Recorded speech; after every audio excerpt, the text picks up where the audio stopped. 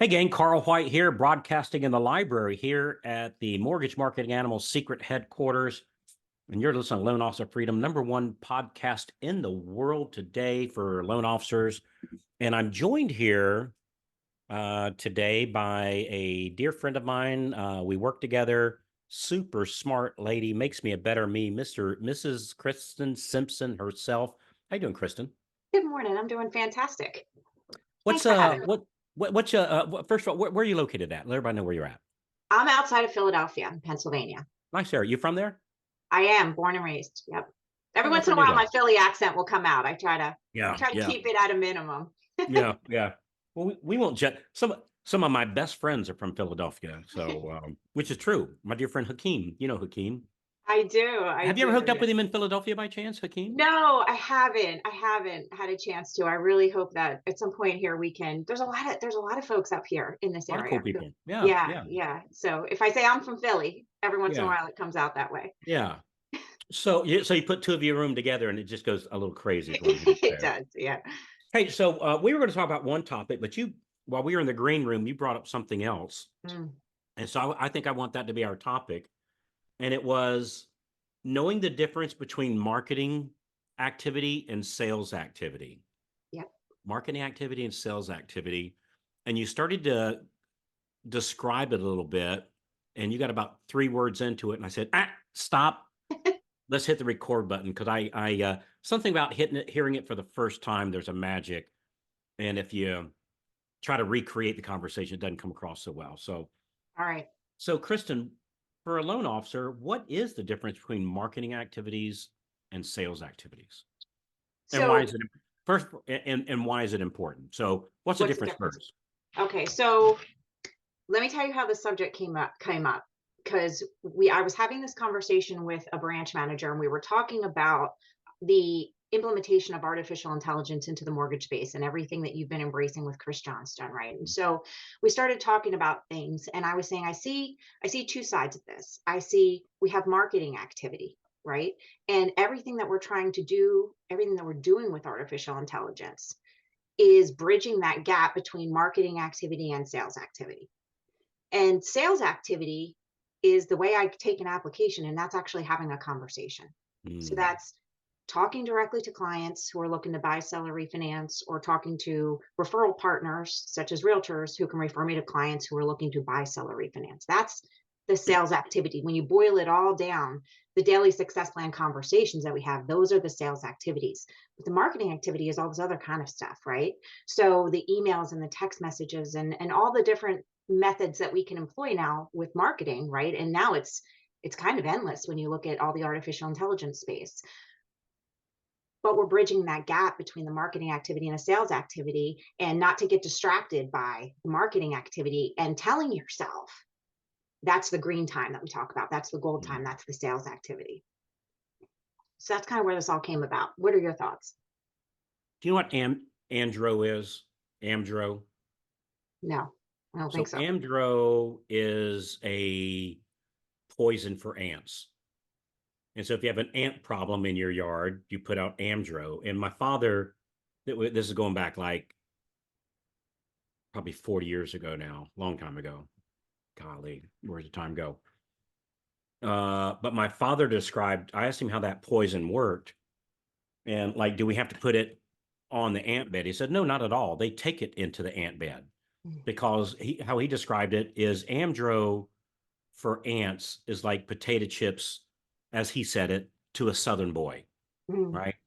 That the Amdro tastes like candy or potato chips or French fries or insert in thing to ants, but yet it's a poison. And so what they do, you just sprinkle this stuff out in your yard and they'll take it wherever it is down into the anthill and it'll kill the anthill. So they bring the poison into the mound and then the mound dies.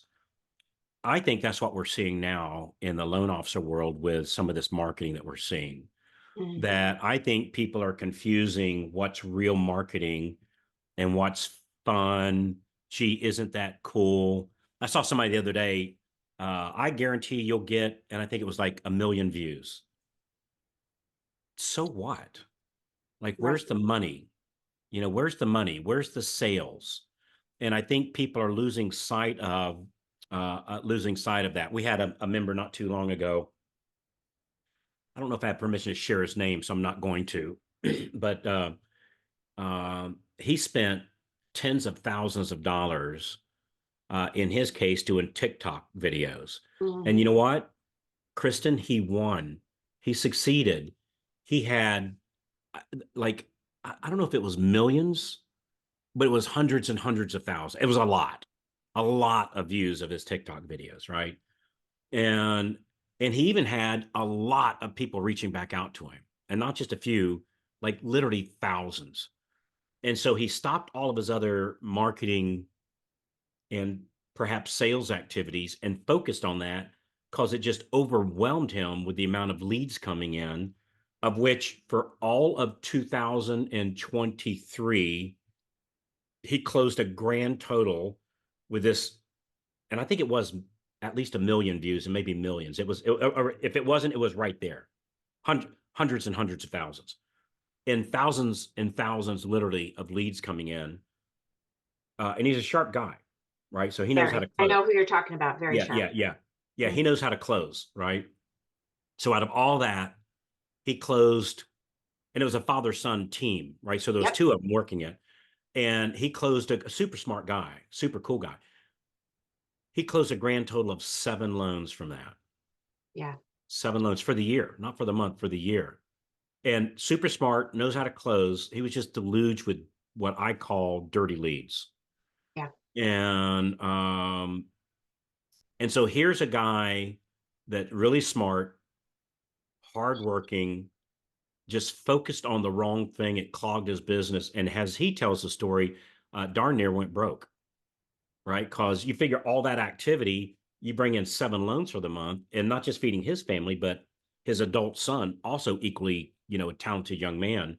Mhm. You're trying to feed 2 families on 7 loans for the year. It's tough.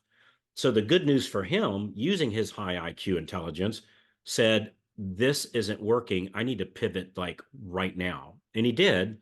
And the change has been remarkable when he Mhm. started focusing back in on what I'm going to call effective marketing and real sales skills.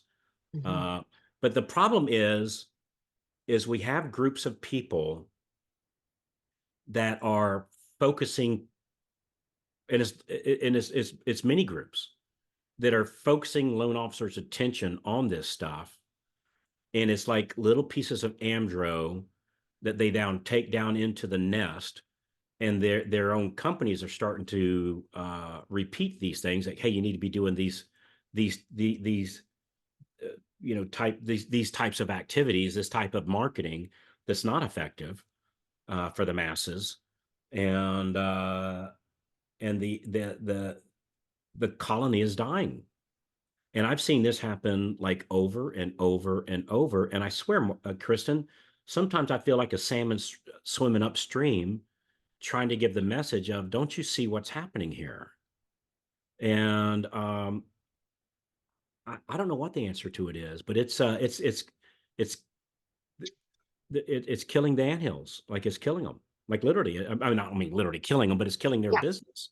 And their businesses are struggling right now.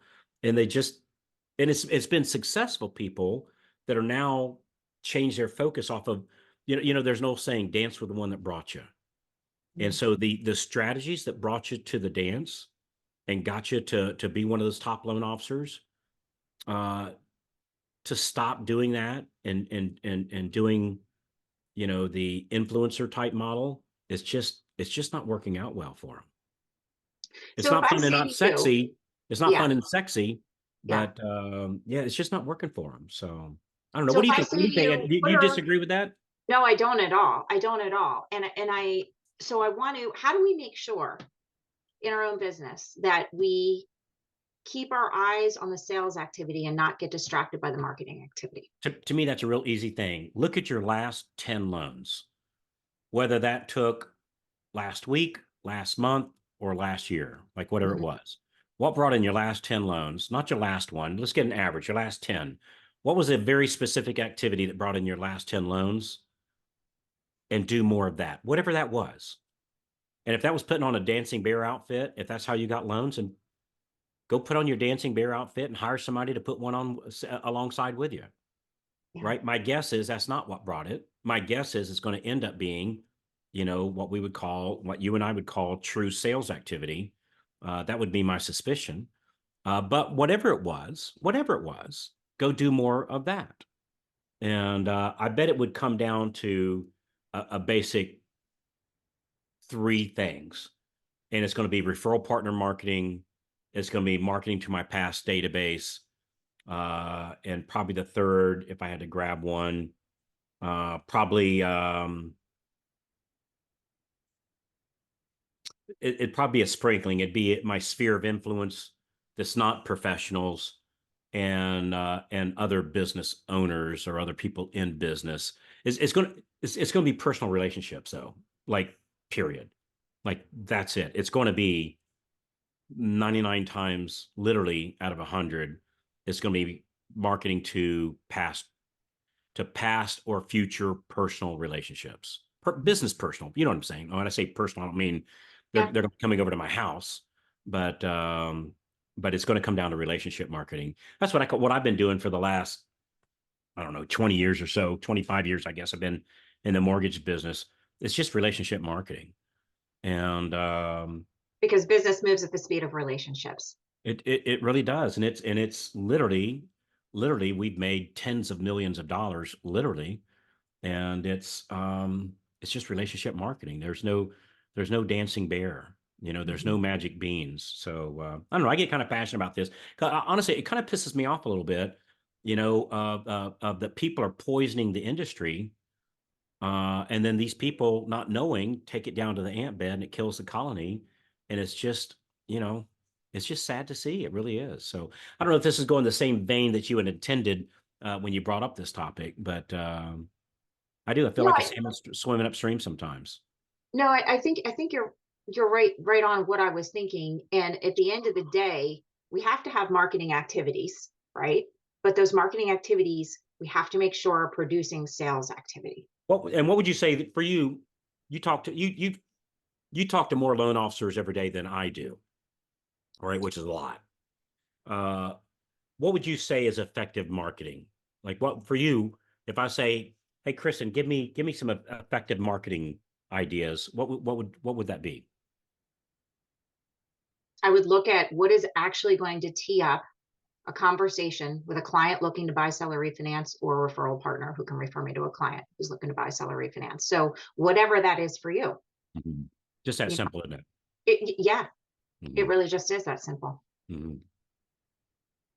Yeah, and I've done all kinds of things. Like I've done the things of sponsoring the local high school football team, Hmm. so or not the football team, like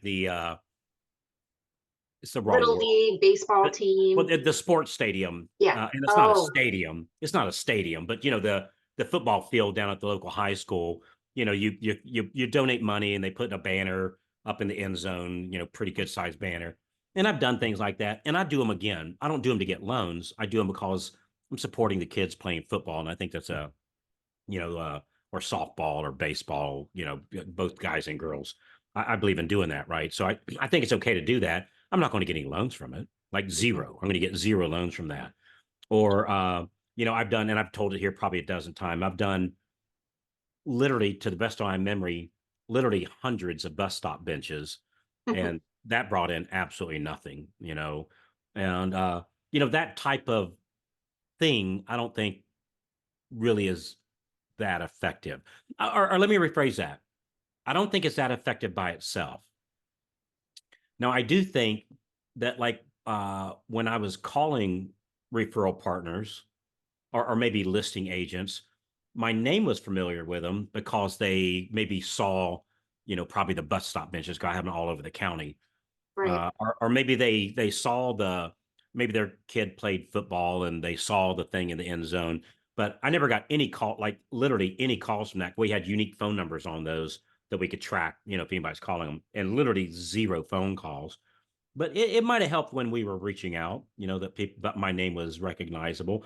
And I think that's an okay thing to do after you do the sales part. Because the problem is, if you do all this marketing without any sales activity, Mm. you'll run out of money, and then the anthill dies. So you have to you have to be successful and do the sales activity first, I think, before I can, do those things that, and I'm using air quotes here, gets my name out there type of activity. I don't think there's anything wrong with doing the get my name out there activity, but it has to be preceded with outbound, like in my case, phone calls, Mhm. because that's brought me in more loans than everything else combined, for sure. And I like that because some of that marketing or a lot of that marketing can be something that doesn't cost us a lot of time, right? Like, The like, like what? like, let's just say we're doing one of those signs at the football stadium, Mhm, right? mhm, mhm, That costs me some money, but that's not taking me a lot of time to do that type of mhm, marketing. mhm. Where the time comes into play is I have to be following that up or preceding it with the phone calls. The bottom line is we have to make sure. I think in pictures, and I just got this visual image. I have no idea why, of the three little pigs. And if you remember right, I don't remember exactly what it was. One of them built their house out of straw. One of them built it out of wood, I think it was, and one built it out of brick. And the one that built it out of brick stood through the test of time. And we just have to make sure that the marketing are doing is not a straw hut, Mm. that we're doing brick hut type of marketing. And it's going to be conversations, and the conversations, I believe, even though I think there's room for these things. I don't think the mainstay of it is texting. I don't think the mainstay of it is emailing. I don't think the mainstay of it is Facebook messaging or Instagram messaging, or however all that works, right? I don't think there's anything wrong with those things, but I think those things, without doing the brick type thing of having actual conversation with people, you're just not going to beat that, And I've if you look at one, I'll tell you something I know for a fact.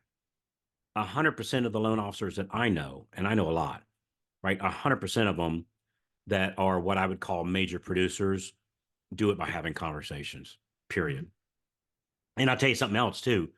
100% of the people that are struggling right now, and I know a lot of them too, 100% is because of lack of actual sales activity, doing actual marketing activity. They're too busy trying to figure out, how can I do this thing that I don't actually have to do sales activity, Mhm. because somehow that's become a bad, evil thing. They spend all their time doing that instead of doing the actual sales activity. Where if they just do the activity, look, everything we do has consequences. If I make my phone calls, it has consequences. What's those consequences? Close loans. If I don't do my sales calls, it has consequences. What's that consequences? No closed loan. But it brings me a benefit. The benefit of not making my calls is, I get to sit around doing the crossword puzzle, I guess, or whatever that thing is, Right. and it's fun. However, that comes at a cost, and it comes at a cost of the first of the month when my mortgage is due, or my rent's due, or in my case, the lovely Mrs. White wants to go somewhere or do something, or I got a wedding coming up.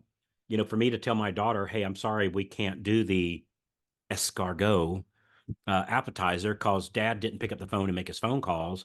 And so we need to take that off the list. And hey, we can't invite those 10 of your friends that you want to come, those 10 extra people, because like $350 a plate. I didn't make my phone calls today, so we can't afford to invite those 10 extra people. So, Lexus, you need to call those 10 people and tell them they can't come to the wedding that you've been waiting, in her case, 30 years to have. Um, so you're going to get consequences, to everything you do. And you just, and just knowing, like, is the pain worth the consequence, both good and bad? What's that old saying? Pick your pain. You want the pain of doing or the pain of not doing? Because you're going to have one of them. Yeah. You know, I think somehow we make this stuff up to be like, I was watching a thing. I was flying, uh, coming back home, and I'm watching this thing on American Airlines. They got a little TV in the front of the seat, and I'm watching this thing about firefighters. And man, those guys and gals have a hard job. Yes, They're out there risking their life and battling the fire and carrying people that were bigger than them out of these fires, and then they finish and they got to clean all the equipment, and they're hot and they're tired, and maybe walking with a little bit of a limp, or maybe one of them burned his hands a little bit. But even with burned hands, he's out there washing the truck, getting ready for the next one. And I thought, my God, what an easy job we have. That all I got to do is, frankly, is just make a few phone calls, meet with a few people in hmm my air conditioned office, in their air conditioned office, at a Starbucks, drinking a $15 cup of just wonderful coffee. Um, to even put that on the same library, much less the same page as the work that a firefighter does. And oh, by the way, we can make more, literally, easily, more money in a month than the firefighter makes in a year, which is a whole nother conversation about what shouldn't be, but it is. hmm And I think somehow we make it that this activity we have to do is somehow equivalent to running into a fire, trying to cure people out to save their lives. And it's not even on the, like, it's not even remotely like this is not hard stuff. People, well, it's hard. I think we forgot what hard is, you know, and So we need to look at it and say, is the time that I'm spending on this marketing activity, whatever that is for us, is it actually driving sales activity? yeah, like, Take a good look at get out your pencil and paper it. and go, how many did it bring in the last 30 days? How many Mhm. closed loans did I get doing this in like 30 days? And if the answer is anything less than, in my world, five, you can't afford to do that anymore. One of So our friends on the Breakfast Club was telling this story last week. I don't know if you were traveling or not, but she said that she was fixing she was getting an email ready to her past client database, and specifically some folks she hadn't talked to in a while. She wanted to engage with an email first, and then she was going to follow it up with a call. So she was making a draft email, and she accidentally, instead of saving it as a draft, sent it out.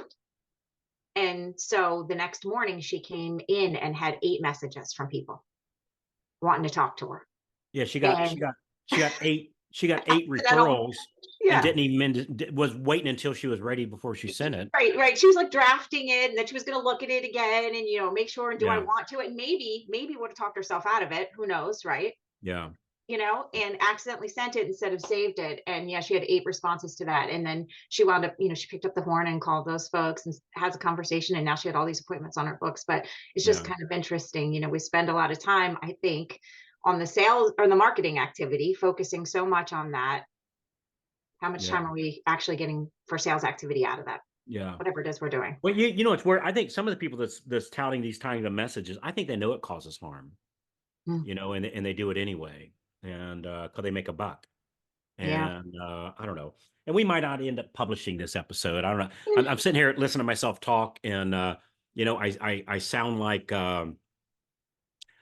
my grandfather. I can hear him talk about it. But you know what? My grandfather did well.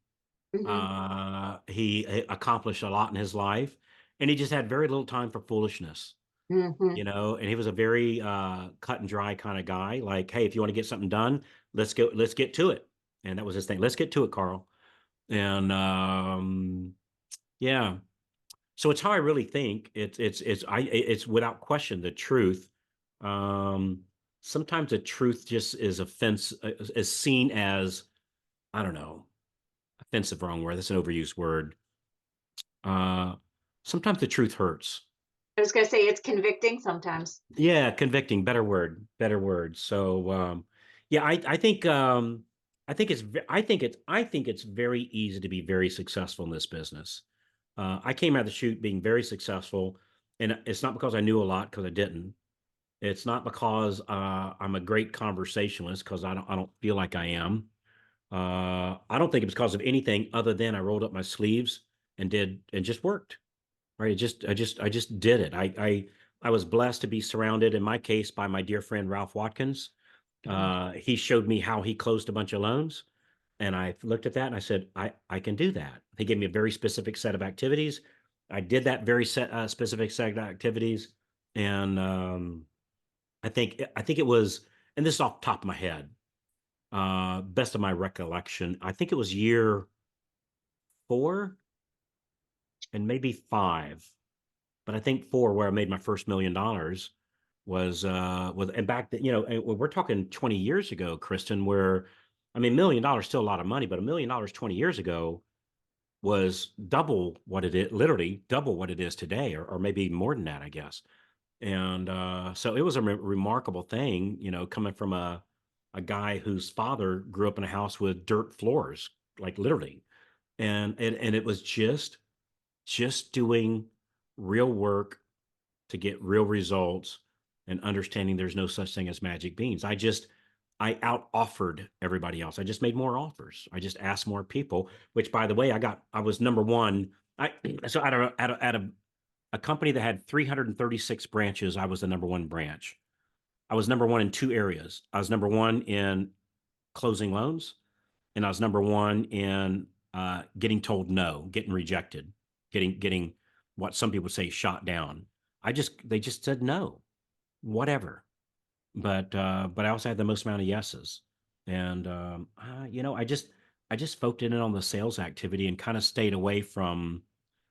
I didn't start doing what I would call marketing activities until I already had a whole bunch of money to burn.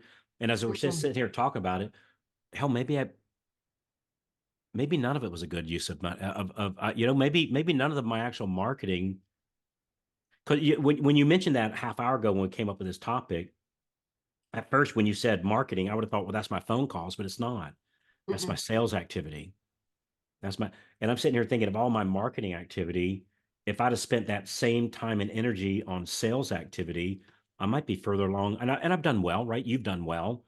But I think we might be even further along if I would have like screw the marketing activity and just focus on the sales activity. I think I'd have the ship even further downstream. Does that make sense? It does. When would you say you did start focusing on the marketing? After I made $1 million. Made $1 million. Isn't that interesting? It really is. Yeah. Which I tell you something else that's interesting is maybe just think of again. I think in pictures, and I just had a picture flash in my head. So yesterday, and I'm time stamping this, but yesterday there was a NASCAR race, or 2 days ago there was a NASCAR race, and um, and I was looking at one of the cars is sponsored by M&M's. And so I did a quick Googling. M&M is paying $43 million to be on the hood of that car. $43 million to be on the hood of that car. And I thought, now that means that they're not going to sell 43. They're not going to sell $43 million more of M&Ms. No, no, no. They have to profit more than $43 million to break even on that, right? And Yeah. so let's say they make, I don't know, what a package of M&Ms costs, what, a buck? I'm just guessing, something like that. Probably about a So dollar. out of that buck, they probably 10 cents of it is profit to, I think Mars Candies makes M&Ms, I think it is. Yes. And so if they sell that for a buck and the grocery store makes a profit, the delivery guy makes a profit, and the packager makes a profit, M&M's probably made a 10-cent profit on that, maybe 20 at the most. So if they're making a 20-cent profit on that, that means they would have to sell $200 million worth of M&Ms just by having their name on the hood of that car. And I would say there is zero chance that's happening. And I think the reason why M&M's has their face on the front of that car is they just have money to burn and they're burning it.